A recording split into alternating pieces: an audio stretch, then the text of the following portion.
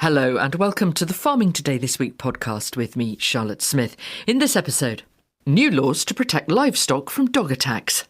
Irresponsible dog owners can now be held to account to a much higher level. What we actually need is the police to bare their teeth, quite literally, and get stuck in and prosecute some people to send out that message that people will be held to account now that the law has changed.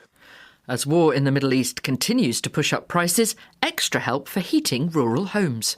I'm announcing immediate support for vulnerable heating oil customers today, providing £53 million for those households that are most exposed. But will it be enough? Government really does need to take a wholesale look at the costs of living and working in today's countryside and come to some policy decisions across the piece about how best to support rural areas. And the long-awaited land use framework sparks a shooting row. Game shooting is additional and complementary to agriculture and is exactly the sort of thing that a land use framework should be promoting, not something it's seeking to restrict. More on all that later. First, all this week on our sister programme, Farming Today, we've been looking at processing food. It has been much in the news with concerns over ultra-processed foods. But really, it covers everything from making cheese, chopping carrots or producing ready meals. And it is big business. Food and drink is Britain's biggest manufacturing sector with an annual turnover of about £148 billion. That's according to the Food and Drink Federation, which represents these businesses. Now, oats are an increasingly attractive crop for farmers because they don't need much in the way of inputs, are good in a rotation and can be turned into a drink for consumers who want an alternative to dairy. How do you get then from an oat to a drink?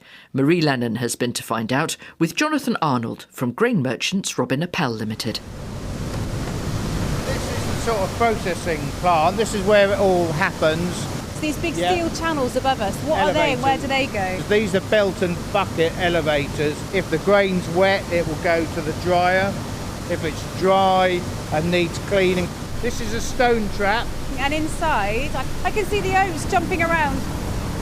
Yeah, so here they come. Throughout the day, the oats are then driven the 30 miles from Wiltshire into Somerset to Framptons, who make the oat drinks. Andy Rummel is the managing director. We take delivery of the tanker with the grapes in, about 25 tonne.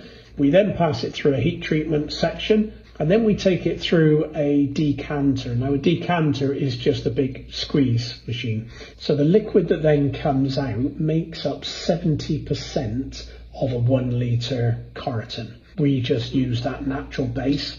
You then fill it up with a tiny bit of salt and then a little bit more water. That product then goes into the heat treatment processing, then into the filling packing machines and straight into a carton and then out the other end.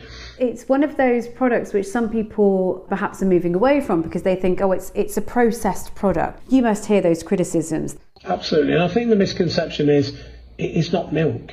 But this is a different functionality. This isn't meant to be a replacement for milk in those kind of senses. It is a standalone product that is a dairy alternative. Andy Rummel there. Rural households struggling to pay for heating oil are to get government help with their bills. The war in the Middle East continues to have a massive impact on global supplies of oil, gas and fertiliser, and as we've discussed, that continues to push up prices. Earlier this week, the Prime Minister pledged to help people who've seen their bills soar. Energy prices are capped until the end of June, and a planned fuel duty rise in September will be kept under review. Keir Starmer also said the government's going to support rural communities with the cost of heating oil. The money will be delivered via local councils in England. In Scotland, Wales and Northern Ireland, it's been allocated directly to the devolved governments. I'm announcing immediate support for vulnerable heating oil customers today, providing £53 million for those households that are most exposed. Well, Graham Briggs is from the Rural Services Network. He gave Anna his reaction. I'm sure this initial announcement will make a difference. There's plenty of examples of people being really, really worried about the impact on their heating oils. Any help is going to be of significant benefit, I've no doubt. We all know that the devil lies in the details. How's it going to work, do you think? It's certainly not going to be everyone. It is explicitly for vulnerable people which is also going to include, of course, the less well-off. Certainly in rural areas, there's another aspect to the fuel crisis, of course, which is the impact on fuel and diesel for cars and other vehicles. And that's a huge cost in rural areas where there is little or no public transport, and the car is an essential. Well, the government can't keep an open chequebook longer term. What happens next? I honestly think that longer term, the government needs to review the additional costs and circumstances which appertain in rural areas, so that we don't continue having to have this question about how long does the chequebook stay open for, treating them as some sort of special expense. These are the costs for people who live and work in our countrysides. They have to be recognised, and they're not at the moment. And so what would you recommend? I think that what the government is proposing in terms of intending to regulate heating oil is a step in the right direction. It refers to heating oil being different from other sectors in the energy market because it doesn't have the same consumer protections, not regulated by Ofgem. And the government's intention is new consumer protection for heating oil customers. Indeed, the £50 million of targeted financial support, which has been announced, is described as being something to bridge the gap between the, if you like, the regulated sector of the on-gas grid network and the unregulated oil sector. We'll need to see the detail of that, but the commitment to do it and the government's support to the Competition and Markets Authority, who's planning to carry out a more comprehensive examination of the heating oil industry, clearly to be welcomed. Government really does need to take a wholesale look at the costs of living and working in today's countryside and come to some policy decisions across the piece about how best to support rural areas. Graham Biggs there from the Rural Services Network. New laws to protect livestock from dog attacks came into force this week. The Dogs Protection of Livestock Act covers England and Wales. Scotland and Northern Ireland have their own legislation. It's the first time the law around livestock worrying has changed since it was introduced more than 70 years ago. The government says livestock numbers have doubled since then, and more people are visiting the countryside with their dogs. The changes include new powers for police, the use of DNA testing to identify dogs which attack, and dog owners can now be ordered to pay for the cost of seizing and detaining their dog. There'll also be scope to issue an unlimited fine. Previously, the maximum penalty was £1,000. Well, Phil Latham farms in Cheshire and welcomes these new laws. He told Anna what happened when his calves were attacked in the farmyard. Over the years, we've had two attacks where we've had large dogs, which we can see from the bite wounds and the claw marks on the sides and flanks of the animals. But we've had two attacks, I think 8 in the first instance and 18 calves last time. So they had significant wounds. One ended up getting shot, but it was a horrific incident that took 5 hours with 2 vets and 3 members of staff to try and patch everything up. Huge vet bills, awful amount of stress for the animals and the staff and the vets who burst into tears. It was pretty horrific. If the new laws had been in place at the time, would it make any difference? If you knew that you had an unlimited fine facing you as a dog owner, should your dogs behave in that way, then I think that would give you an incentive not to allow your dogs to roam and to cause such damage. The second thing I would say is that we had DNA swabs of the bite wounds at the time, but there was nothing to compel a dog owner at that time to provide a comparative hair sample. Nothing at all that the police could do. Unless you had an eyewitness at the point of the attack, there really is or was very little anybody could do to pursue any lines of inquiry to identify which were the offending dogs, which seems utterly ridiculous. I think now the fact that dog owners and the police have more investigative powers, that is a profound change to the level of responsibility that dog owners have to face up to. We're in lambing season now, so will this make a difference to prosecutions or the way that the police can act if we're going to get sheep worrying cases as well? Well, obviously, I'm a dairy farmer. I've no experience of what it's like to be a sheep farmer with dog attacks during lambing or at any other time. But I think the very fact that irresponsible dog owners can now be held to account to a much higher level, what we actually need is the police to bare their teeth, quite literally, and get stuck in and prosecute some people to send out that message that people will be held to account now that the law has changed. Phil Latham there. A coherent national vision for how we use our land. That's how the government describes England's land use framework, which was published this week. The framework will, ministers say, be a blueprint for smarter, more informed decisions.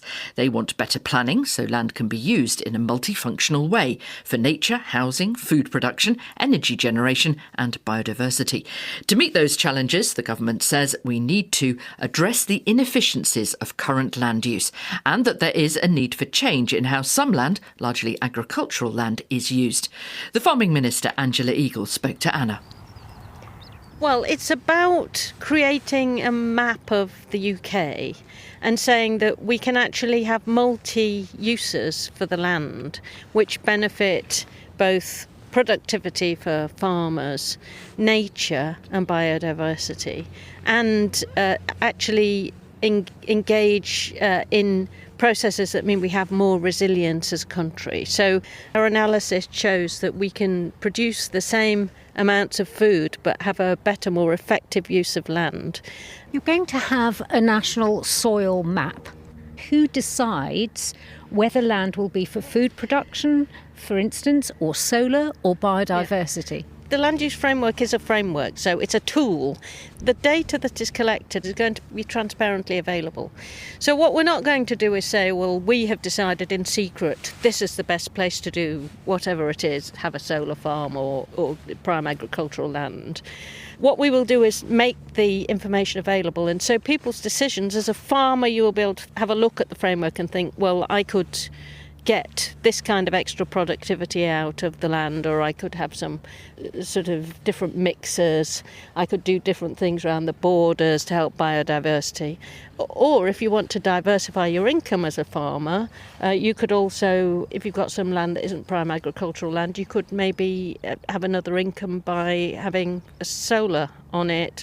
This framework won't tell anyone to do anything. It will provide information so people can make decisions, all based on the same accepted data.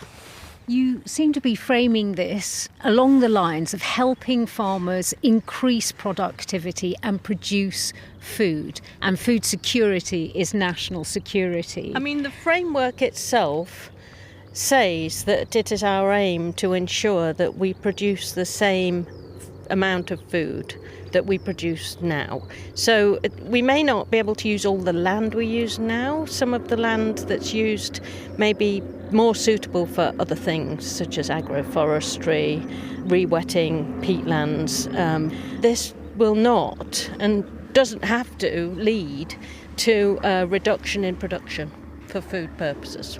You say that some of England's best farm land must be protected from solar panels, for instance. But I would say that some people, especially in areas where there have been a lot of solar panels, might say that we've lost an awful lot of productive land already because of solar panels. Well, as a percentage of overall land in England, it's still way, way smaller. But that's than overall golf land courses. in England, isn't it? So, I mean, we need to have this framework so that people can see where that is and where the best use of land is and what multi-purposes of particular land are. Everybody, including investors, farmers, builders for new housing, people who want to have domestic production of energy so that we're not so connected to issues that might arise in the Middle East, for example, can see where it's best put, where the most efficient and effective place to do all of these different uses is, without compromising our ability to grow food. The decision making is really key, isn't it? It's who has the power to decide what happens where. So you are going to have government land use unit. The land use framework will be that tool that will help everybody go to the source of information so they can make those decisions in a coherent way. It will evolve over time, and the land use unit in DEFRA will make sure it does. But it's not going to ring fence extremely productive land and say, you are a housing person, sorry, you can't build on here. The tool is there for everybody to look to see what the potential for that land is. But it's not telling people what they can and can't do. The framework isn't, no. But we hope that people will be very sensible and look to see what it says about that particular parcel of land. And obviously, if planning needs to be given and it seems to be a wrong use of land, then that would be an argument, I would have thought, for people who maybe think the wrong use of land is being proposed to argue against it. The Farming Minister, Angela Eagle. Now, in our original interview with her, we said that 12% of Lincolnshire's farmland had been taken up with solar development. We have since got figures from Lincolnshire County Council, which show that the actual figure is considerably lower, with 1.5% of Lincolnshire's farmed area being turned over to solar farms, much of which the council says is best and most versatile land. The council told us it does argue strongly that Lincolnshire is taking more than its fair share of these projects, and that applications are not taking into account the cumulative impact of these schemes. Well, the part of the framework which has grabbed the headlines is its mention of licences for game bird shooting.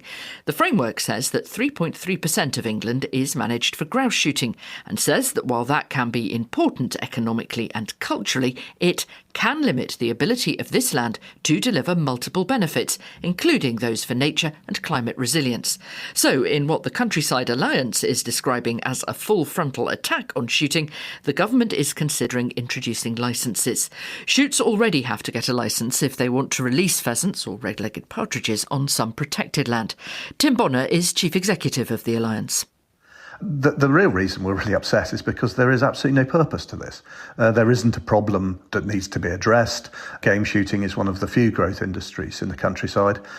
It's carried out at every level by all sorts of people, hugely popular. It happens on farmland, although the government doesn't seem to understand this from its land use framework. And really the last thing that anyone needs at the moment is a long and bitter fight over the licensing and probably then the restriction of an activity which is so popular and so beneficial. So you do see this as something that would restrict, rather than something which would just, if it's a well-run game shoot, be a small hoop to jump through? No, I'm afraid we don't think that the motivation behind this is to do anything other than reduce, restrict and ultimately prohibit game shooting. There is no logical purpose to doing this otherwise. As I said, there isn't a problem that needs to be addressed. And fundamentally... this did come out in the land use framework. Sorry to interrupt, but this came out in the land use framework, and it says that land managed for shooting can limit the ability of this land to deliver multiple benefits, including those for nature and climate resilience. And we have discussed in the past, opponents of shooting say that if you're land managing, for instance, a grouse moor, then it's not much good for many other things which it could be used for. First of all, I think there is a fundamental misunderstanding, as I've said, in the land use framework, because nearly all the land that is shot over is agricultural land which is used primarily for agriculture. Game shooting is additional and complementary to agriculture and is exactly the sort of thing that a land use framework should be promoting, not something it's seeking to restrict. I mean, it's madness. And there was no mention of this in the draft land use framework, which obviously we and colleagues pored over and responded to. This has come completely out of the blue. DEFRA has told us that there are no plans to ban game shooting. The government says it will work with the industry, beginning with evidence gathering, and that there will be a consultation. I'm sure there will be, but the first line is disingenuous in that you cannot license something until you banned it, and that is what the government is proposing. Tim Bonner there. Well, farmers, environmentalists and countryside groups have been waiting for the land use framework for some time. And to give you a brief flavour of the reaction to it this week, the Tenant Farmers Association said it was long on aspiration and short on the level of granularity that many will have been hoping for, while the Green Alliance described it as a big step forward, which, if used properly, can protect profitable agriculture on productive land and drive investment into activities on less productive productive land that reduce flooding, mitigate climate change and improve water quality. The president of the National Farmers Union, Tom Bradshaw, told me that farmers will welcome assurances on the importance of food security. This is a framework. It's not a prescription as to how land should be used in the future. But we need farmers to be able to take the choices as to how their land is best used. I think the plan is that the land use framework will become an interactive map where you'll be able to see what other options there may be for your business and how you can utilise your assets. But making sure that food production is a critical element that continues to be a viable part of farming business is something that we view as being critically important. We do see in there potentially strong protections for the most productive land, which again is something that we believe should be in there to try and maintain that land for food production. So the balance here is going to be very, very important. The detail that's contained within the land use framework will take some working through, and then understanding what the longer term consequences are going to be, because clearly some land is going to end up not being used for agriculture. If we are going to meet the commitment to maintaining domestic food production, then we're going to have to see the productivity gains that we question whether they are viable or not. There's a lot of talk about targeting the best places for instance, planting trees. Does that mean that farmers in some areas of the country will see bigger changes than others? I think there is a likelihood that there will be some areas of the country that come under more pressure for land use change. And what we want to see is that this is a genuine choice rather than being forced or compelled to go down take those options, and make sure that it works with farmers and for farmers while also protecting the natural landscape and iconic landscapes which are so important to wider society. Do you think some farmers will just sigh, think this is just more people telling me what to do with my business and put it in the bin? There will be some farmers that are looking at this and thinking, well, just how is this relevant to me? And that's clearly going to be a challenge. But I also, at a landscape level, there's going to be, I'm sure, a lot of advice given as to how that land can be best used to try and maximise returns for the farming business. But I don't think anyone sees this as being sort of instrumental in overnight change in the way any farmers move forwards. And the area that we're most focused on is how do we make sure we have a resilient supply of food. It's never been more important than when we look around the world at the moment and see all the geopolitical instability. We know that climate change is having an impact, and making sure that the UK has a resilient supply of food is in 70 million people's interests, and that's what we'll be focused on over the coming weeks and months. Tom Bradshaw there from the NFU. Dustin Benton, formerly from the Green Alliance, now Managing Director of Sustainability at Forefront Advisors, which provides public affairs insights to companies, told me he welcomes the framework. It's a big step in the right direction because it is finally making explicit what DEFRA wants from land and helping farmers to understand what future food security risks they face, particularly from climate and nature loss. So I would say I'm pretty optimistic about it. It does see using land for multiple things as being really important. Is that perhaps as easy as the framework suggests it might be? Because some of the land use change is sort of easily doable in a sense, things like using cover crops or planting field margins. But it also talks about changing the use of 9% of the country's farmed land to peat restoration, woodland creation and so on. And that could be a lot harder. I don't think it's technically difficult. I think the thing that's missing is that there hasn't been a business model for farmers and landowners to do that. I actually think that it could be quite a lot more than 9% from an economic perspective, i.e. what would make the most money and deliver the most public good for the use of the land. But aside from the percentages, I think the main challenge to that sort of change, again, it's not technical, it's a combination of money and pride. On the money front, the government needs to support land use change so that there is a viable business opportunity out of that. I have been a government analyst, including at DEFRA, and I can tell you there is enough public money available to make that happen, especially if you can bring in payments from the carbon market and potentially nature markets. Although those have been talked about for a long time and they've never quite managed to become a reality for most. Yeah, it's been very slow going. I completely agree. What we need is some money from carbon removals, and we also need to deploy the money that's available for nature restoration from the private sector a bit more efficiently. That bit is complicated. I completely agree. But if you stack up the numbers, it ought to be much more profitable, especially in the uplands, to farm mostly carbon and a little bit of livestock compared to today. The thing that I'm optimistic about the land use framework with is that I can see many ways in which farmers, landscapes and local communities are far better off through significant land use change than by trying to hold things as they are today. Dustin Benton. And that's it from us. I'm Charlotte Smith. The producer is Rebecca Rooney, and Farming Today this week is a BBC Audio Bristol production.